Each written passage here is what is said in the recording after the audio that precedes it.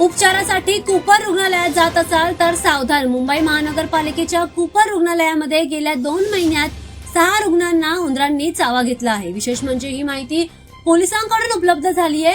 Juhu police ठाण्याच्या आपत्कालीन police अहवालात उंदरांच्या उच्छेदाची नोंद झाली आहे. यातील अनेक घटना सप्टेंबरमध्ये घडल्याचं समोर आलंय.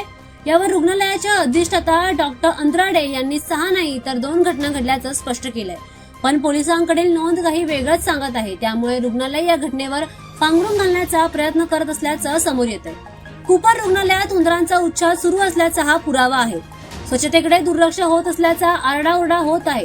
साफसफाईकडे दुर्लक्ष होत असल्यानेच हा प्रकार घडल्याचा आरोप रुग्णांचे नातेवाईक करत आहेत. तर दुसरीकडे कर्मचाऱ्यांनी संप पुकारला होता, त्याचाही परिणाम दिसून येतोय.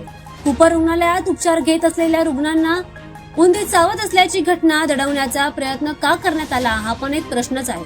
म्हणजे अस्वच्छता आणि असुविधेवर रुग्णालय पांघरून घालण्याचा प्रयत्न करत असल्याचा आरोप होतो. रुग्णालयातील अस्वच्छता आणि उंदीर चावण्याच्या घटना समोर आल्यानंतर रुग्णालय प्रशासनावर टीकेची झोड उठली आहे. स्वच्छतेविषयी नायर रुग्णालयाचे अधिष्ठाता डॉक्टर शैलेश मोहिते यांच्या नेतृत्वाखाली एक समिती गठीत करण्यात आली आहे. या समितीच्या कारवाईनंतर कंत्राटदाराकडून रुग्णालयाची सफाई करून घेत असल्याची माहिती समोर येते.